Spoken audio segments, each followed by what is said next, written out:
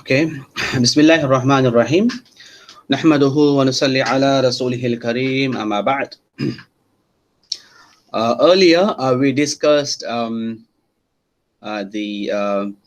conventional history, the history of conventional economic thought, where we talked about all this philosophy of economics, from where it started. So we talked about the ancient economic thought, and we gave you the overview of the whole conventional economic thought. The economic thought is what actually is being taught in the universities. So we gave you the overall picture, and then we said, inshallah, starting from the next class, we will be inshallah going through one by one. I mean, most probably we are going to start with the Greek philosophy, and then we go into according to the this map, what is actually, it is called contributory currents in the development of economic thought. So we just need to get to know of this, what has been taught in the current universities right now. Then later we need to also identify the gap. Exactly, we need to know where exactly the gap, and what exactly happened during those periods, because it's around many centuries. It's not few decades, it's more than few centuries that we are not talking about what happened those days. And then from there we actually got our purpose of bringing this class. Why actually we are going to talk about the Islamic economic thought, and that is the original reason, the original purpose of us sitting in this class together, right? So with that note, let us see. If you look at this picture, I think you can clearly see that it started with Greek philosophers, and then I also told you about who are they exactly. Even before Greek philosophy, what was it there, whether it was documented or not, and how do you call a scholar as a scholar, whether he has done something, or if he has done something but it was not actually identified by anybody. So these were the things that we discussed. We discussed even talking about starting from Prophet Adam alayhi salatu wasalam, then Prophet Nuh, then later it comes to until the Jesus Isa alayhi salatu wasalam, the whole family and everything. We need those things. We actually needed to know, because we need to understand the overall picture of the world history. I think I know it's not the right time to talk about everything. This is a lot, but you need to understand at least in our context whatever it is necessary. So you have the Greek philosophers, you have a biblical times, you have the Roman lawgivers. Then it is called Middle Ages. This is where I have issues, right? All of a sudden you have Middle Ages, the church, Aquinas, the Scholasticism. So this is where actually they call it in the name of Middle Ages, but we need to think. We cannot simply just say it Middle Ages, because here we are talking about almost almost 700 years of history, almost, because we talk about 12th to 15th century. Then before 12th to 15th century, there are around 700 years of existence of Islam. It started. So we need to know that what exactly happened. That's what gonna be our the whole course, the whole semester. So according to what they are teaching in the current universities, and this is what they call it Middle Ages, and then they call the church Aquinas, Scholasticism. So if you want to look at what exactly is Scholasticism, it is actually you see uh, uh, You see what happened when there is a dominant hand of a religion. The religion is the authority, and then someone comes and talks about a reason. You know, you might know this fact that you know, when Galileo, there was a scientist Galileo, and then when he came and he said uh, the earth is not flat, he said the earth is sphere, or maybe round, you know, circle, whatever it was. It's not exactly circle. So when he said the earth is not flat, you know what they have done? If some of you may know the story of Galileo, they killed him. The people, when they came to know this is the truth is the earth is not flat. But when he was experimenting something, and then he got the idea, and then he was telling, and people didn't want to listen, and they, you know, they killed him. So now we have now problems. So it's not now we are talking, even before the biblical time, and also after the biblical time. So there is always clash between revelation and reason, right? And then there is also clash between philosophy and theology, like reason, revelation, or you can call it philosophy and theology, right? uh, it's like divine and science. It's like of course intellect and reason versus uh, revelations and divine. Yeah. So the scholasticism is something that actually wanted to harmonize these clashes. So in a way, to when we look at it, it looks like those people looks like, you know, they are very because the problem when it's been addressed to us, the so-called scholars of scholasticism. Okay, don't get confused between what I'm saying, scholars, because it's two different things, scholars and scholasticism. When they are introducing the people of scholasticism, okay, let's say this way, the experts of scholasticism, they always bring the name like Saint Ambrose, Saint Augustine. So you will be seeing the name Saint, ST, yeah, or Saint. So now you know the meaning of saint. So in Arabic, if you want to translate the word saint, it would be Sheikh or Al-Allama, or maybe Guru Besar, or maybe Sufi, you know. So now it's been introduced to us. So we've been thinking, okay, this saint, maybe they are a religious authority or something. But scholasticism is not about religion authority. It is about, because they wanted to synthesize these clashes. So it is a system of theology and philosophy, which was actually taught in those medieval European universities. So if you look at those universities that started in 12th century, 13th century, 15th century, 17th century, those are you won't see, you know, those universities actually teaching economics or teaching social sciences like that. It was actually all they are teaching philosophy, because the word even economics came, it came very late. Okay? It's not that time. If you look at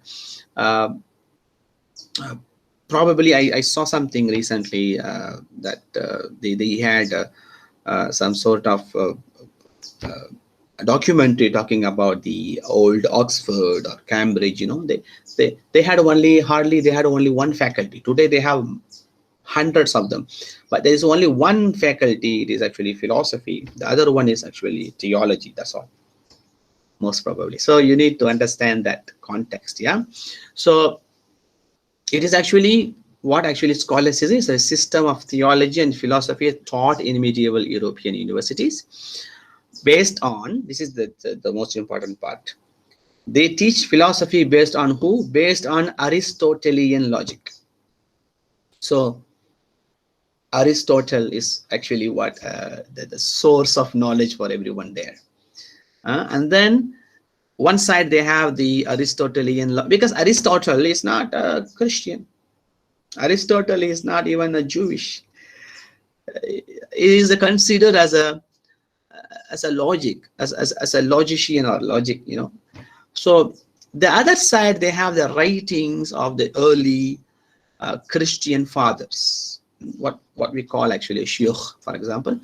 The Christian fathers, they wrote many things according to their, of course, whatever the books that we have, mashallah, today, the whether it is a book of Aqidah, right? Like we have a book of Tahawi, we have book of Aqidah and Nasafi. These are the original context, original books of Aqidah.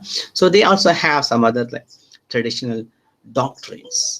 So these are the early Christian fathers emphasizing traditions and dogma, the doctrine and dogma of the Christianity. So now they need this is how it was. And then of course when people come and talk, you know, synthesize, this is where actually this is not something new to us.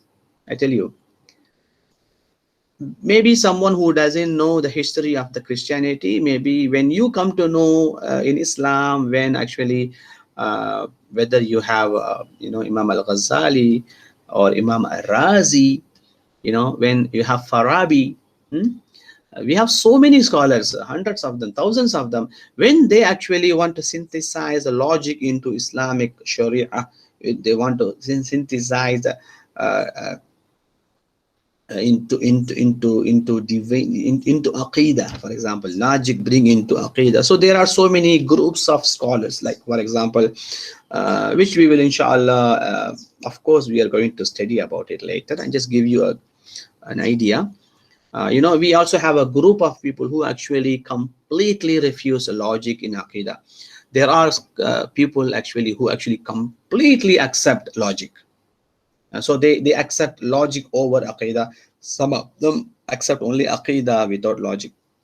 And there are some group of people who actually try to synthesize the logic, the philosophy together with the Aqidah. So these are the groups of people. We have so many groups. We will be inshallah learning. So what I'm trying to tell, this is not something that we did. This is not something new to the world history. It happened even before Islam. This is what the point I'm trying to make, that because every religion, when every religion comes, and then there is other knowledge, because today, you know, this is what, there is a link that why actually today we are talking about Islamization. This is where we need to understand this, because we want to know, for example, the very good example is actually psychology, right? We don't have you know, a discipline that we don't have a discipline in Arabic or in Islamic studies called psychology, but it is everywhere. It is not a separate discipline, but in European, in West, it is actually a discipline called psychology. But when you go to psychology, and then they have these Western values, and then they have some secular values comes in, and then there is only one way to say, when a Muslim go and read learn psychology, and then then the ulama started saying haram, because they are actually teaching you the wrong philosophy. They are teaching you the wrong values, the secular, because they are teaching secular values. So now, how we are supposed to learn at the same time we actually do not believe in their values? Then the process of Islamization starts, because we need to Islamize psychology. Like for example, because I'm telling especially psychology, because I think maybe some of you may know this. Recently, just not less than, I think less than a month, we actually lost a great scholar of Islamic psychology, Professor Malik Badri. I don't know how many of you have seen him. Maybe you have seen his photo here and there. He, mashallah, he lived up to, I think, maybe 90s, mashallah, maybe 80s or 90s. By the way, he actually he lived here long, mashallah. He was actually a professor in our department of psychology in IRKHS, and he is the one who started this, mashallah. And so these are the things, and the same thing comes to when you want to Islamize economics. Later we have to come to that part. Why? Because there is a need of synchronization of philosophy and theology. So this is what I'm trying to tell, is actually you need to know that in history it happened before. That's because the origin of Christianity is the same as origin of Islam. What is Injil? It is actually Bible. This is what Bible is. Earlier it was Injil, and Injil, who revealed Injil? Allah subhanahu, the same creator who revealed Quran, the same Allah subhanahu wa ta'ala who revealed Injil. So people learn from Injil, and we have al-Hawariyun. The Quran actually identify them. Al-Hawariyun, those people who actually belong to Prophet Isa alayhi salatu wasalam. They were together. They were the students of Prophet Isa alayhi salatu wasalam. And then of course Prophet Isa is going to come back, right? Of course there are false belief. They consider him as a son of God, which we call is actually kalima, the word of God. And even ruh is actually spirit. This is all actually a kind of misunderstanding what happened, that they made him into God. And Allah clearly says in Quran, so Allah will ask Isa alayhi salatu wasalam, did you order your people to worship you? He will say, na'uzu billah. How can I say that? How can I ask them to worship me? Because you are the worshipper, you are the creator. So the only reason, because he was born differently. He was not born in a regular manner that everyone, because you need a father and mother if you want to get someone out, someone to this world. But he was born only by mother. So the thing is, of course, the misunderstanding is there, but it doesn't mean that it's not the religion that Allah subhanahu wa ta'ala revealed. It is actually what Allah subhanahu wa ta'ala revealed. So there are still good Christians are still there. You cannot say that all those Christians are kafir. You can't even use the word kafir. We are not allowed to use that word, right? We cannot do that. We cannot do takfir. We are not allowed to do that. It is all, we only will know the truth only in the Yawm al-Qiyamah. So there are true people who follow Torah till today. There are true people who follow Injil until today. So those people are actually same like us. We need to know how to so it could be, there are people like who really want to synthesize these things. So like narrow-minded insistence on traditional doctrine. So this is what actually done by Saint Ambrose and also Saint Augustine. What they have done, they have harmonized the various authorities of their own traditions, and also what they have done is actually they have reconciled the Christian theology with classical and late antiquity philosophy, because especially when it comes to Aristotle, they bring this antiquity philosophy, or you can they also call another name called Neo Platonism, because we will talk about Plato after this, because this is another okay. So this is of course Aristotle and Plato is all actually interrelated.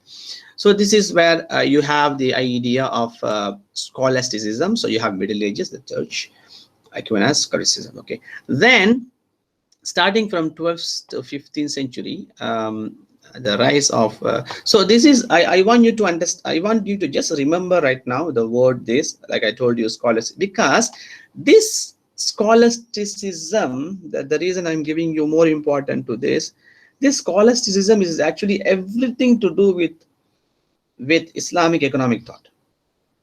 This is where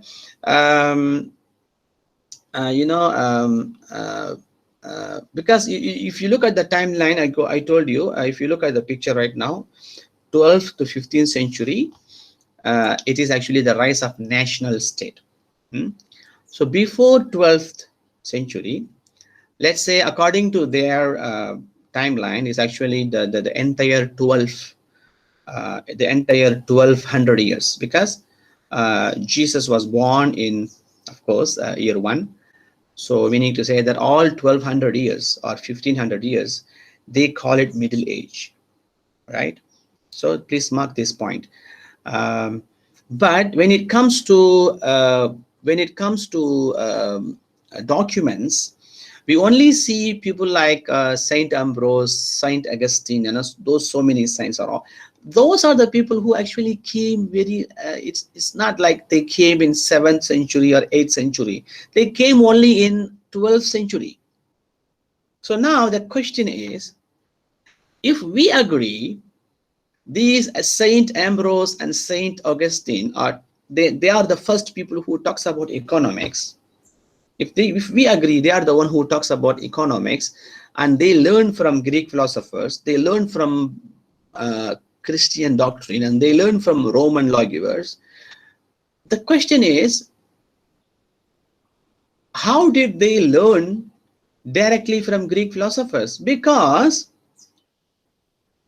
the language that they speak and the language that Aristotle speaks is totally different. It's not the same. It's not even near. It's not even close.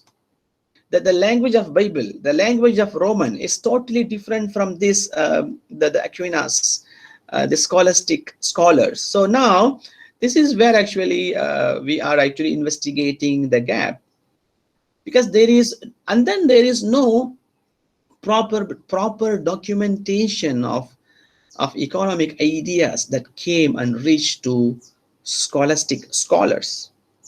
So I'm giving you this important because this is the point. If you miss it, and then the whole semester you cannot get it. The most important point, the Middle Age. So now the question comes, how did Middle Agers talks about economics just straight away learning from Greek philosophers, biblical times, and Roman lawgivers? So it seems like, according to our investigation, it seems like there were other source that actually they are missing. So the other source, inshallah, will be that the other source is actually what actually our whole semester is all about, because our Muslim scholars are the one who learn directly from Greek philosophers and other sources, and they are the one who wrote, and they are the one who research intensively. They are the one who actually worked hard in that, and then they wrote so many things, and then later it's been translated into so many other languages, and one of the language was actually spoken by the scholastic scholars, whether it is a Latin or some other languages. So it was actually from Greek to Arabic and Arabic to other languages, and then when the other language came to these Middle Ages, and then they started learning from other languages. But the problem comes when there is no references given to the Islamic economic scholars. All right, so this is how we are going to break down. Okay, the next one is actually starting from that. Next one is you have okay, next one is you have of course the 12th and 15th centuries, the rise of national states. Then they have the beginning of the modern capitalism. All right, so the modern capitalism, I think the most famous word that you always know is actually mercantilism, or you call it commercialism. This is all came later, for example 16th century, yeah, or maybe early of 17th century. These are the period of time. So they are mostly Europeans, of course. They are the one who actually started importing, exporting, and everything. So they have different belief. For example, mercantilism, they had a belief in the benefits of the profitable trading. All right, they believe that the economic theory must be based on the trade, which will generate wealth, and is stimulated by the accumulation. So by accumulating wealth is actually what trade has to be done, and of course the accumulation of profitable balances, which a government should encourage by means of protectionism. So the government should help, should be there only for the purpose of accumulating wealth. So it's pure mercantilistic idea, right? System in which a country attempts to wealth through trade with other countries, exporting more than it imports, and increase stores of gold and precious metals. So for them, it's exporting more and importing less. So because they just wanted other countries to receive goods from their countries. That's the reason why you can clearly see now, because now this is something related to us, especially me and you, of course, because we are all South Asians, right? So if you look at the colonization, what they have done, they just came. For example, there was a company called East Indian Company. All right, they just came into India, and then they said, we are here just for business. This is how they came in, and then they wanted to do business because they saw something very important, especially like for example back in India there are spices. Even they came here, even they look into tea spices, especially what they call it, black pepper, the things like you have actually very good white pepper, by the way. You have very good white pepper, I think in Sabah and Sarawak somewhere. So they used to call it actually black gold, the black pepper they used to call black gold. So they came, and then they said, we are here just for business. Not only British, they came, the Dutch, the French, the Portuguese, everybody came, and then they wanted to do business, and by doing business they wanted to conquer, and then they wanted, because they saw people, they saw consumers, and they wanted to they conquer. For example, they conquer India because they want Indians to buy from British, and then they name it British India. This is simply my story. So it could be the same thing into Malaysia and other countries. They wanted us to buy from those countries, because that's the reason why we had so many protests later on. We call it, that's the reason why our ancestors, they protested for be Indian, buy Indian. It could be true in your be Malaysian, buy Malaysian, something like that. So this is all actually interrelated, because they wanted consumers to buy from their country so that the consumer's money can go there and stay. So the same thing, the mercantilist idea is actually what? Storing the gold. By exporting more and importing less, so that you can increase the store of gold and precious metals. So all those precious things, that's why we had Kohinoor, kind of the diamonds and all, went to British, and so many other countries as well. So I think the same story, we also have in Malaysia. So today it looks like, of course, today it might be look like buying foreign currencies assets to keep the exchange rate under value. There is a undervaluation of currency and all. Today we have those kind of practices. I'm not denying that we have those practices today. Even if you look into today's economy, why it is totally based on US dollar. Today maybe we don't have UK and British and Europe, but we have Americas. We have American dollars and everything. It's actually going on in a way because people trust that the US dollar, because it's a petrol dollar. Yeah. And of course the the practice still continues. Of course, it's not to say it's not. It still continues, but it is in different format. But those days in 16th, 17th century, this is what actually uh, uh, it's called. You have they make people to buy from them. It is totally against a free trade, right? So you conquer the country, and then you make them buy your food, and then you take their. So it's not, there is no exchange, it's only giving. And then that's the reason why, because of that idea, they have to leave the countries. They left India in 1947. I think they left Malaysia in 19 I think 50 something, right? I think so of course everywhere they have to leave because of that idea. It didn't work. That idea was there, but some of them still keeping that idea, but didn't work. So it has to go away. Then later, of course, the different ideas came. So by mercantilism, when it was gone, I think the trade also ended in 18th century.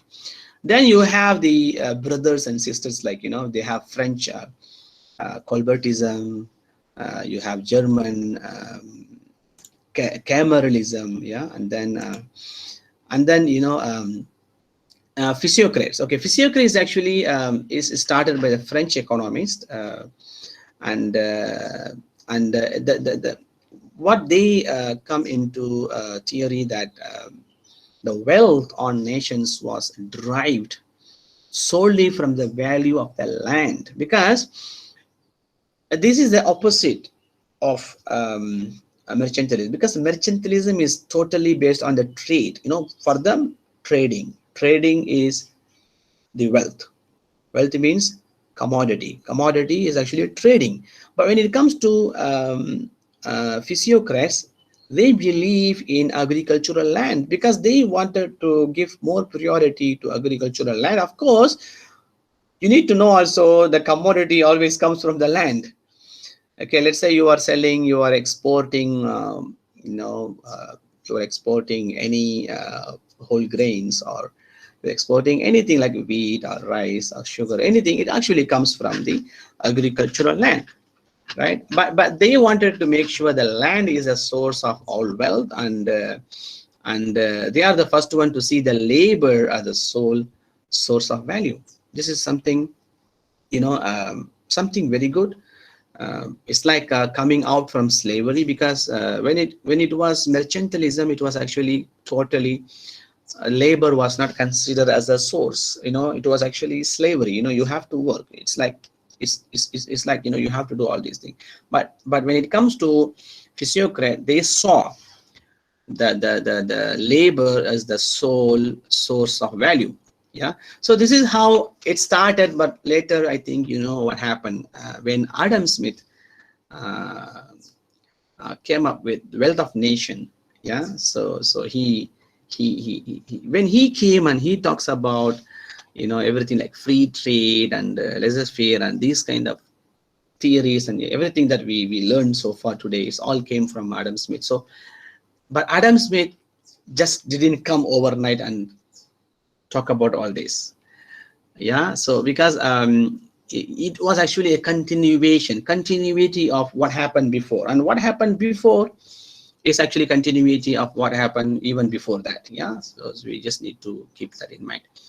Okay, with that point, I think I just want to go into the next topic, which is actually Greek philosophy and economic thought, whereby I want to talk to you about this economic ideas from ancient Greece, and then I would like to talk to you about this various scholars, like for example Hesiod, Xenophon, Democritus, Plato, and Aristotle. I think I must okay, I will be inshallah talking to you about it, but there is a program going on today. So this is actually a symposium. There's a 3-day symposium, so I think I need to stop here. So I will be let me just stop the recording. So if you have any questions, please ask. Yeah.